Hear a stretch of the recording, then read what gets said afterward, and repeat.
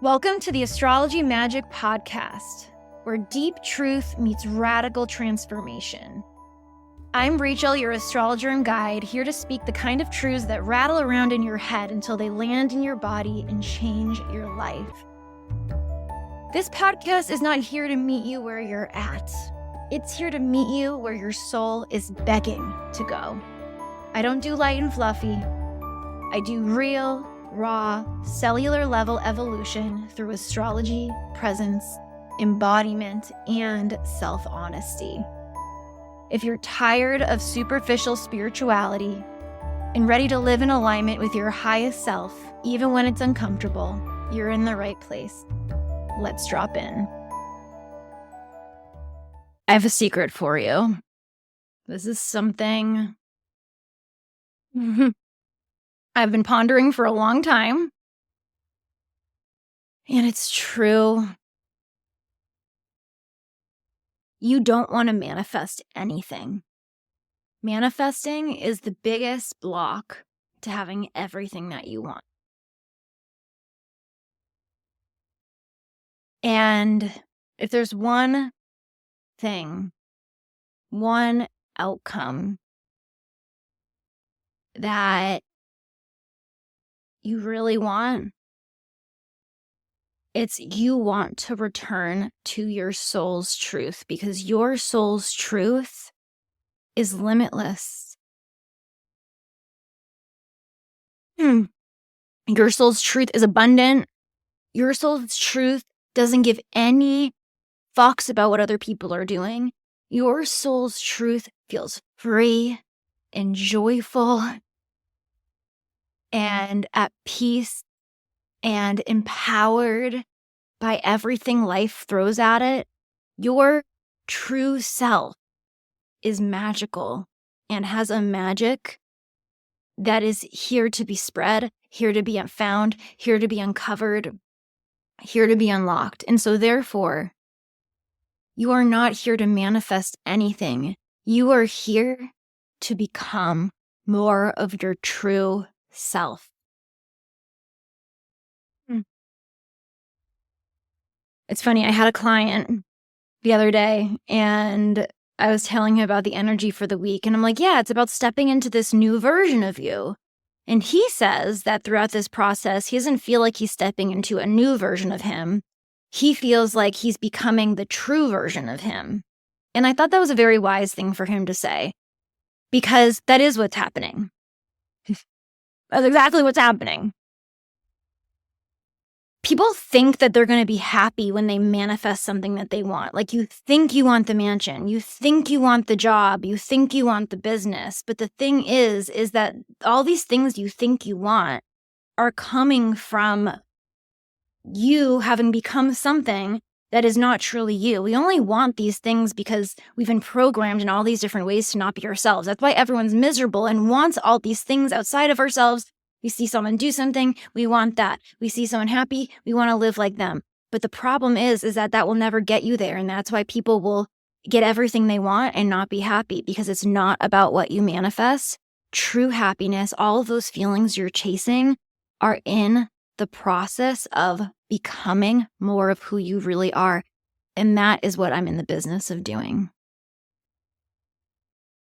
That is what I sell here. That's what I'm here to do. And I get it, because for so long, I thought I wanted all of these different things, and everything that I've ever wanted, like the feeling I feel in my life right now, if I had all these other things I tried to force before, like I tried to force like 13 different businesses. It's been hours making a million different business plans all throughout my 20s. Felt anxious. I felt yucky. Nothing got off the ground. But it was through letting go and following the unknown and becoming more of me and following my astrology that now I have this life that feels like pure bliss and freedom. I do whatever the fuck I want every single day. I'm becoming more of who I am, and I'm giving less and less fucks around other people every single day. Me and Ryan have the strongest, most intimate, soulmate level connection, and we're 8 years into our relationship, and it is because of this process of becoming. Once I stopped manifesting and started to become more myself is when it all clicked in. And I only manifested my soulmate because I followed my soul's truth. You want soulmate level love? Follow your soul's truth. You want soul wealth? Follow your soul's truth. You want soul joy? Follow your soul's truth. And I'm bringing all of this up today because we have a very important aspect this week. We have Neptune and Aries, which Neptune rules the North Node right now, which is our karmic collective destiny. Whatever Neptune is doing is a big fucking deal. Neptune is in Aries. Neptune, the planet of your soul, of spirit, your soul's spirit. Neptune can delude you away from your soul through trauma and perceiving things based on lack, perceiving things based on projection, perceiving things based on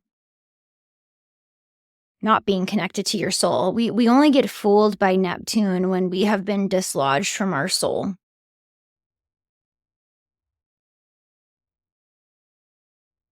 And don't worry, that's happened to everyone. You're not alone, including myself.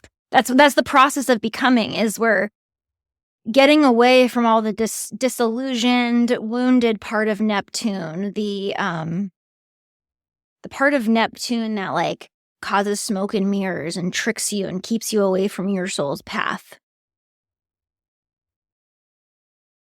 When we're becoming, we're healing a lot of that stuff. We're returning to true self. We're returning to our limitless nature, because the positive side of Neptune is that soul, that boundless soul. Neptune's guidance is not logical. It is felt. It's the feeling you get when someone asks you, do you want mint chocolate chip or vanilla? And everything in your body lights up at the mint chocolate chip. And when you hear the vanilla, you just feel kind of whatever. You're like, this is how you feel in response to it. But the mint chocolate chip, you're like, that is the feeling I'm talking about, the spirit of Neptune I'm talking about. I like mint chocolate chip ice cream, so that goes for me. You don't like mint chocolate chip ice cream? And that analogy did not land for you? Insert your favorite ice cream or whatever turns you on. I'm a Taurus, so of course I'm talking about food. And so with Neptune, the more we follow how things feel, the things that feel expansive versus the things that feel contracting, the more we align with soul's truth. The thing is most of us have been taught to live and lean into fear, to control things, to control our life, as if fear and acting from fear and acting from scarcity and acting from all of these yucky emotions are going to manifest the thing that you want. In fact, taking action from fear and all of these lower emotions, those emotions are not soul emotions. Your soul in its natural state, the sun in astrology, soul, but also the moon, I also look at the moon as the soul,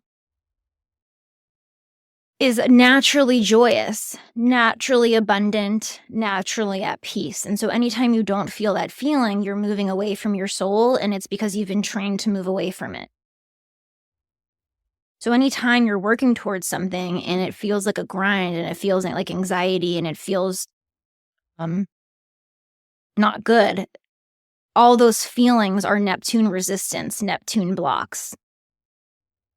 Versus when you learn to work with energy and only lean into the things that expand you and lean into the thoughts that expand you, make the choices that expand you, create as much space as you need in order to make those choices that expand you. That's what Neptune needs. Neptune needs space to gain clarity, because it is a fog of limitless possibilities.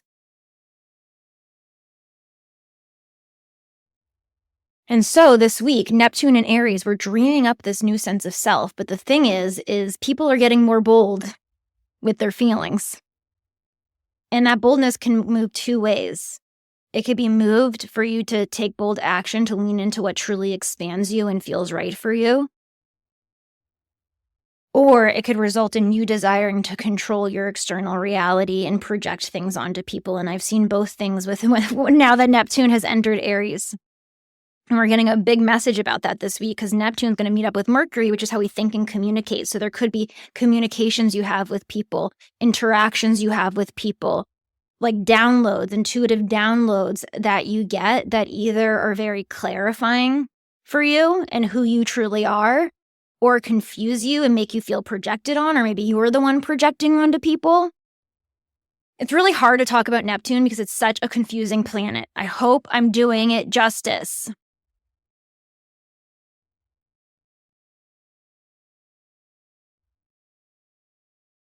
I want to talk about the two things I've seen since Neptune moved into Aries.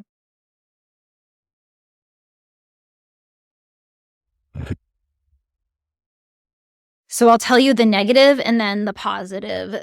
The negative thing that I have seen is Neptune has no boundaries, right? And so it's really easy to project things onto people or to even communicate things that other people told you that was not yours to communicate, or to like almost play telephone in a way, like pass along a secret to someone else and it's not exactly it. Now you spread a rumor. That could happen this week because Mercury rules Gemini. Rumors could be spread this week, projections, but also magic. So on the negative side, it could be that you viewed a certain interaction with someone a certain way and you didn't see that interaction clearly. Maybe you saw the interaction from a wound.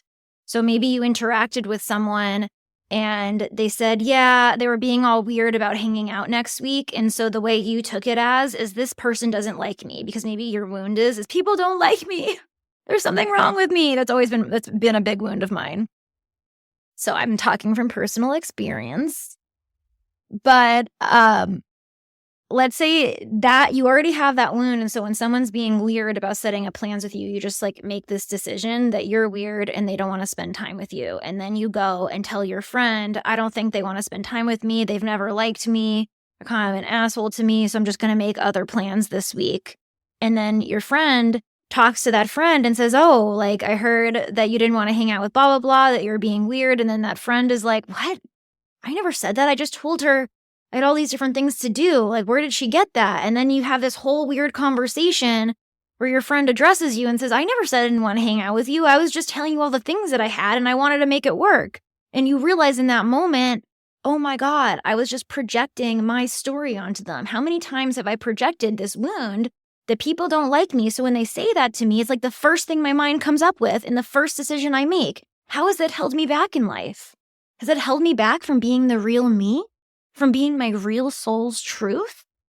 And so that could be an awareness you have this week. The clarity, the fog that dissolves is recognizing where you're projecting a wound onto someone and how that projection has been blocked you from many opportunities. And so you're deciding to stop it, to lean into the idea that your people love you, and it doesn't, and almost take it less personally when people respond to you a certain way. Don't make it mean the wound anymore. You just make it mean nothing. You just surrender. That's the highest expression of Neptune.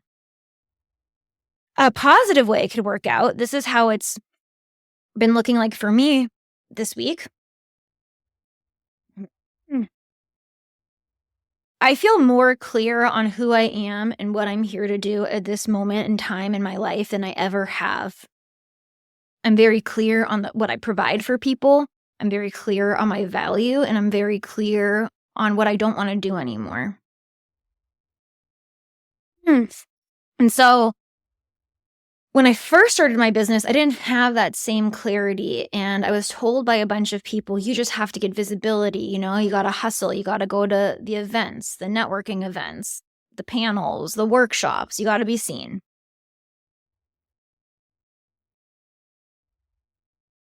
And so in a sense, I've recently realized that mentality is a scarcity mentality, especially because there's so many things I said yes to when I first started my business that actually that stopped me from connecting to my soul's truth because I thought I had to do it. Like I had to go to the networking event. If someone asked me to be a part of this event with 65 people there, I had to go because of visibility. What if I missed an opportunity? And so when I had a friend come up to me this week and ask me, last time we talked, I was doing human design a few years ago. I used to do human design readings before I full out only decided to do astrology. And he asked if I wanted to come do a human design or astrology or whatever I'm into these days. He just knows I'm very valuable. And in that moment, and there's me 65 people there, I'd get good visibility. And in that moment, I just didn't feel right in my body.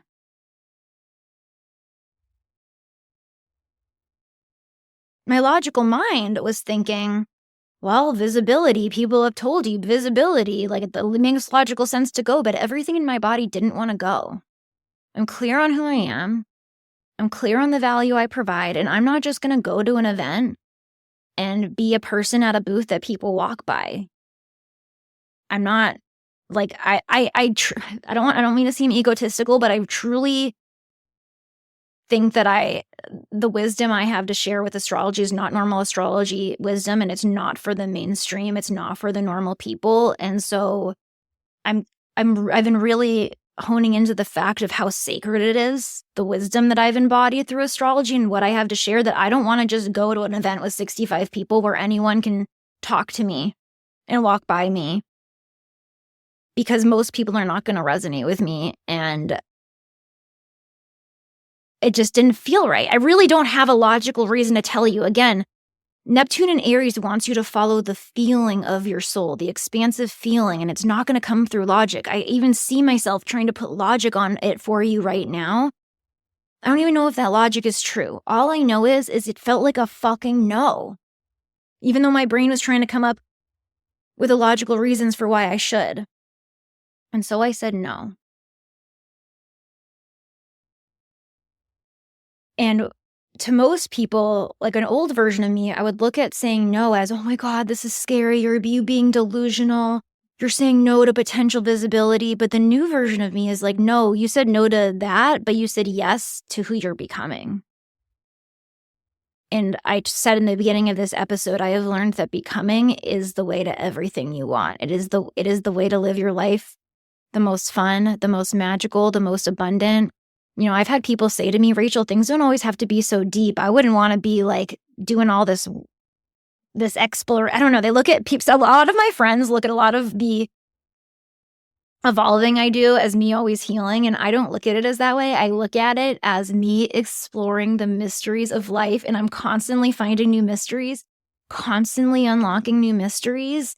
And I mean, it's why I know I'm so good at what I do now, because I live evolution, and I'm not afraid of it, and I don't think it's scary. I think it's joyous and fun and mystery filled, and it's like orgasmic for me. I need to stop talking about it because it really I get turned on by it in a weird way. So it's funny, as much as I said no, it turned me on to say no. I was like, yeah, I'm honoring more of my soul. Like, fuck yeah, I know who I am. I feel solid.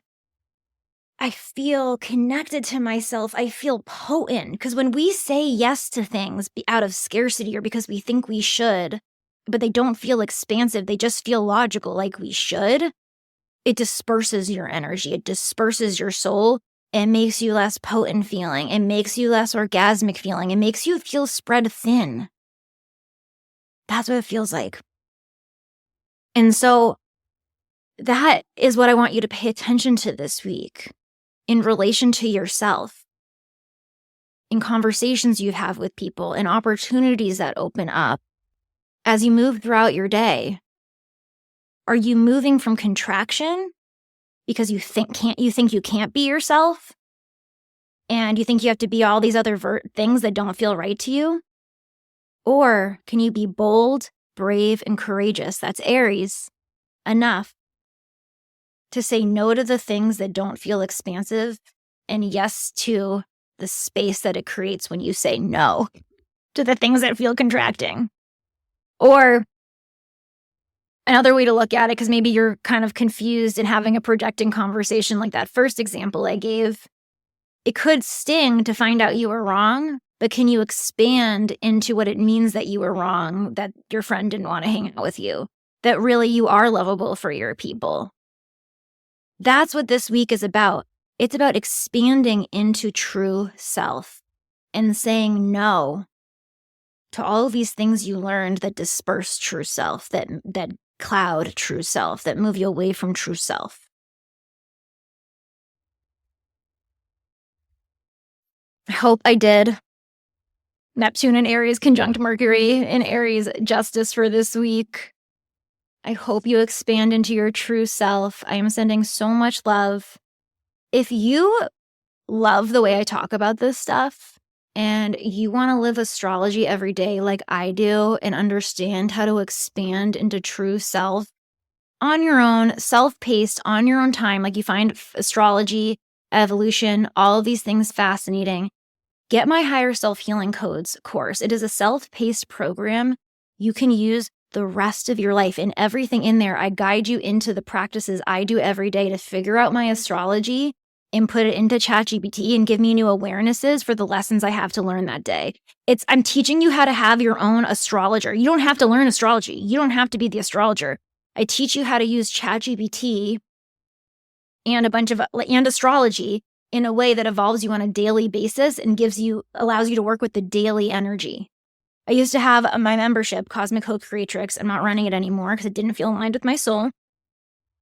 But I had so many people in there have giant quantum leaps in their life just following the astrology every single week, because that's where I would share it and guide them. And I'd give them ChatGPT prompts. Higher Self Healing Codes teaches you how to do that on your own. So it's a program you can use the rest of your life. It's a program that will help you see the magic in every single thing that you do, just like I talked about in this episode. So if you want that self-paced, you can sign up. That will be down in the show notes below.